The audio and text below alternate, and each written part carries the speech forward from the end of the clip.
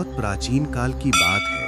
किष्किंधा के पास अंजन पर्वत पर एक तपस्विनी रहती थी जिनका नाम अंजना था। उन्होंने वर्षों तक कठोर तप किया। उनकी भक्ति से प्रसन्न होकर पवन देव ने उन्हें वरदान दिया। उसी दिव्य वरदान से एक अद्भुत बालक का जन्म हुआ जिसे संसार ने हनुमान के नाम से जाना। इसी कारण उन्हें पवन पुत्र, अंजनेय और मारुति भी कहा गया। बालपन में हनुमान जी अत्यंत चंचल और शक्तिशाली थे।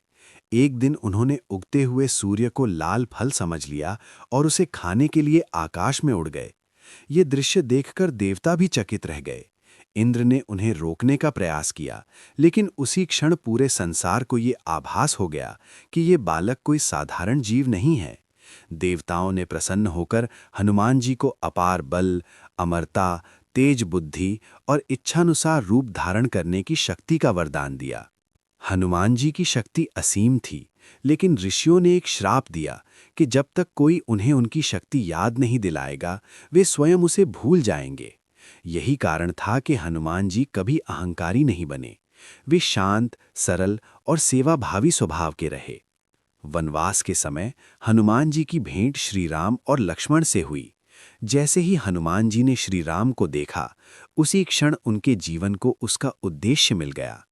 उस दिन के बाद वे केवल एक वीर योद्धा नहीं रहे, बल्कि राम भक्ति के सजीव प्रतीक बन गए। सीता माता की खोज में जब समुद्र सामने आया, तब जामवंत ने हनुमान जी को उनकी शक्ति का स्मरण कराया।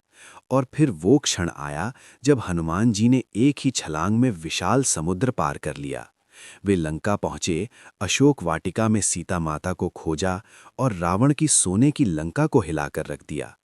ये केवल शक्ति का प्रदर्शन नहीं था, ये धर्म के लिए खड़ी हुई शक्ति थी।